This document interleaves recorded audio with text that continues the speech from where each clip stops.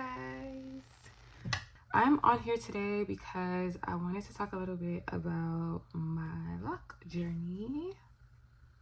As you can see, I'm a lock girly, and yeah, no one like asked for this video, requested or anything, but I thought it would just be cool if I kind of just shared just some things I've learned along the way, and maybe it could be helpful for someone who is starting their lock journey, thinking about starting, already on it, whatever. I will also say I am not any type of lock guru.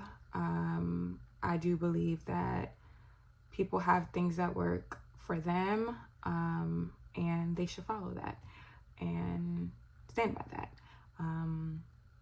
I'm just sharing, like I said, some things that I've learned and maybe just some things that I've experienced that could be potentially helpful. Maybe not, but yeah. I've been locked for 6 years now. It will be in October. I started my hair with 2-strand twists, and I just kind of let them rock out. There's no like neat parting or anything. I don't know if you would call them like semi freeform. Yeah, they just kind of do their own thing. I don't have a retwist right now. Also just recently colored my hair last month, so you can see like my roots are growing out. And that was like the first time I dyed my hair ever. I just was like, fuck it, let's try it. And this is what I ended up with. So yeah, that's that too. But yeah, just embracing the frizz right now, embracing my locks for who they are and their uniqueness. I do not have even locks. Like you can see, some are shorter in the front, longer in the back. I have thicker ones, thinner ones, some that are like married and holding hands. Yeah. But I've been able to just kind of embrace it and go with the flow and just accept like the uniqueness of it. I feel like that's a pretty normal or common thing about locks. They're very unique and specific to kind of like each person. I definitely feel like I've had other styles in the past, and there are definitely days where like I'm like, damn, I would love like a middle part bust down right now, like long hair, like I want some boho braids or like, you know, but I don't feel like I want it that bad as much as I want to continue the journey and the experience of like having my locks and seeing them get to, you know, their full potential. So with that being said, here are some things that I've learned along the way. Number one would be patience. Patience is definitely key. I know some people may start with like instant lock method or extensions, and you know, to each his own. If that works for you, great, go for it. That wasn't my case, and so to just have my hair twisted and watch it shrink and kind of have to get comfortable with my face and my hair being like right here and not knowing what to do with it and not feeling attractive or I don't know, feminine enough or whatever, was definitely a challenge. And I just wanted to fast forward to the part where it was like already to my butt crack, like long Lisa Bonet. That's what I dreamt, and that's what I wanted. And just having to stay patient during that process, because that by no means is overnight. In a couple of years, again, you can add like extensions to it, sure, but if you're just going just like the straight route, yeah, it takes time. I had to learn how to just be patient and not give up, you know, with the journey and the process. And I mean, it's still not as long as I want it to be, definitely longer than when I started, but sometimes just looking back at old pics, I'm like, wow, I really thugged that one out, because look at where we are now. I'll insert like a picture or video or something so you can see where I started from. Another thing I would say that I learned is that my locks are not gonna look like the next person's. I had mood boards and screenshots on my phone of other people's hair that, you know, I wanted my locks to look like. Like, they're gonna look like this. This is going to be the outcome. And not even taking into account, you know, how someone may have started their locks. The hair texture, you know, is a big thing too. The amount that they have, parting, all that kind of stuff plays a factor into it. And even if I feel like you try to mimic someone's exact step-by-step process, I don't think that it will yield like the same result. Again, I feel like locks are super unique to everyone. And so once I kind of got out of my mind of wanting my locks to look exactly like someone's that I admired, I could admire them, but that doesn't mean that's going to be what I have.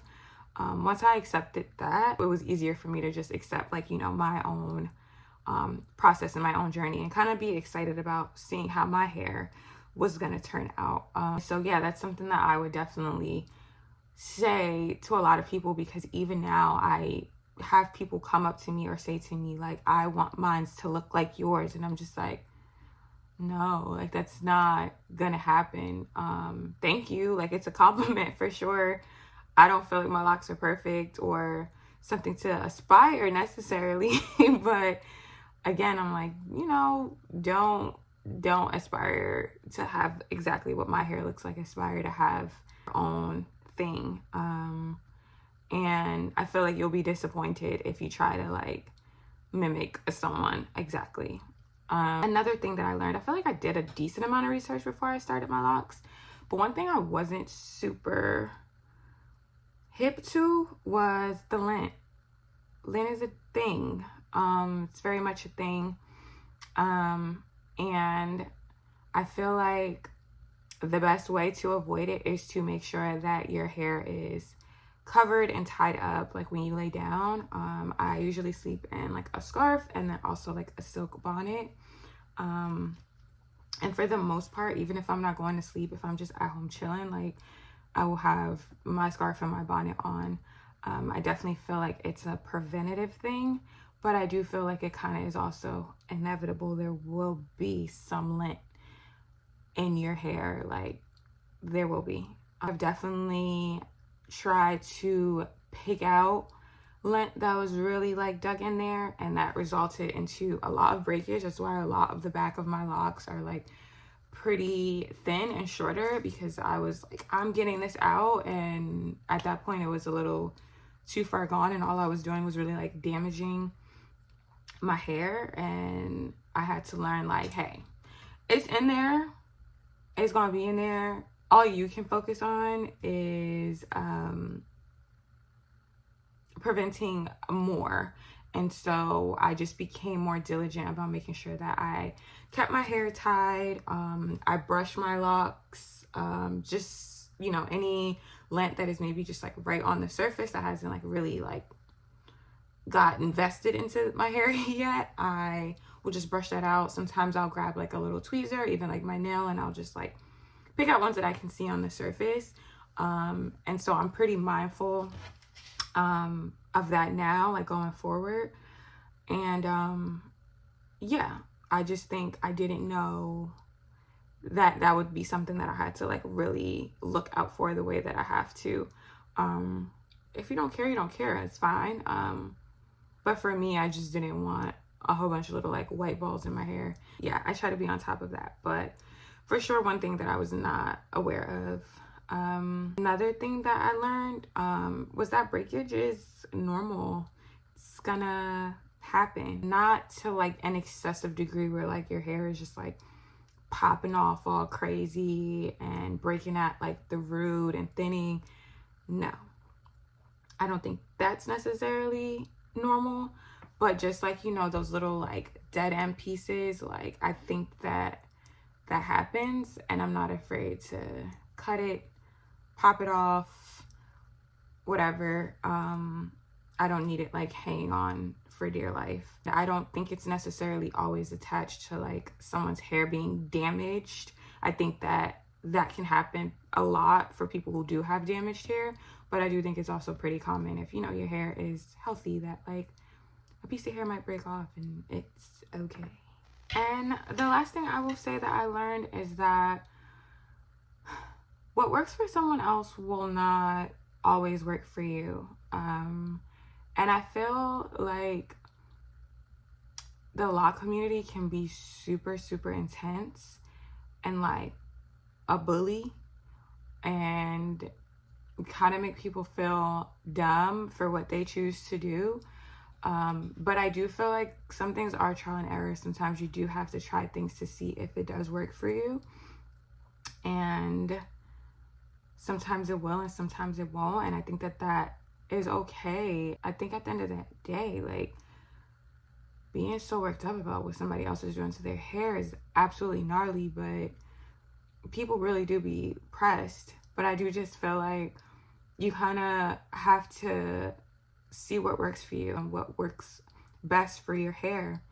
You'll see people say, wash your hair this many times, and someone say, don't wash it that many times. You'll see someone say you should be retwisting it this many times, and the next person saying you shouldn't. And all of that is going to be contingent upon what works for you, what you feel comfortable with, what you're going for, and like what feels good to you. And like for me personally, I remember I used to like deep condition my locks a lot and use like creamy base shampoos. And I got a lot of buildup, a lot of buildup. And I would see other loc girlies doing it. And so I'm like, why am I having such an issue? But creamy based products, my hair just did not like. And I had to learn that I needed to use something a little bit clearer and just not with like a cream base. And that's been something that like has helped me not have buildup. But that doesn't mean just because I don't use that you shouldn't use it. You know what I mean? And I don't necessarily retwist my hair every 4 weeks. And I don't have like a 10-step routine, you know, during the week.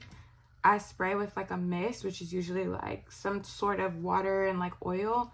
And then I go in with oils, and that's it. That's all I do. I don't have a whole bunch of things. But again, that's what works for me. Someone else might want to include more into their like routine. I think it's pretty normal to just kind of see what works for you, figure out your own formula, and not feel pressured by someone else. As long as you feel comfortable with the state of your hair and you're happy, then like, who gives a fuck? Like, what else anybody else got to say? That's basically it.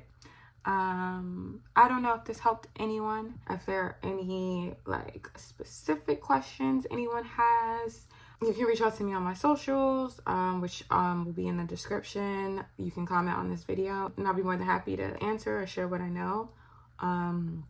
But yeah, that's it. Thank you guys so much for watching, and I will see you next time. Bye.